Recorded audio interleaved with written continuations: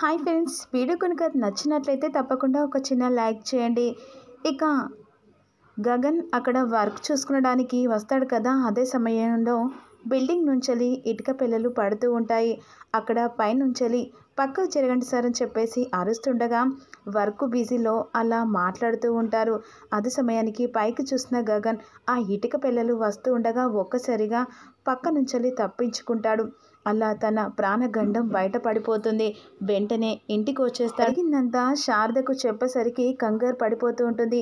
వెంటనే స్వామీజీ దగ్గరికి ఇక గగన్ జాతకం తీసుకొని వస్తుంది.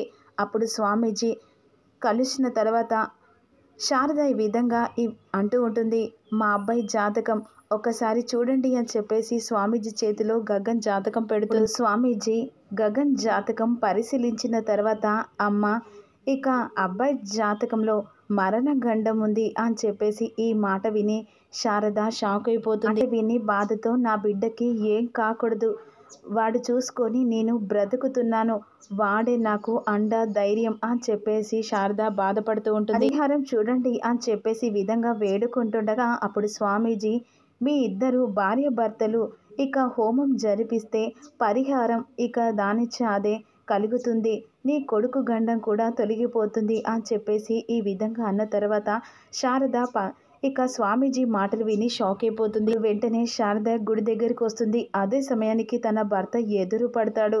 మరి ఇక గగన్ మరణ గండం ఇక తన భర్తకు చెప్పిన తర్వాత హోమం ఇద్దరు కలిసి జరిపిస్తే మరి గగన్ ఒప్పుకుంటాడా అనేదే రెగ్యులర్ ఎపిసోడ్. కావాలంటే కామెంట్ చేయండి, లైక్ చేయండి, షేర్ చేయండి, సబ్స్క్రైబ్ చేయండి.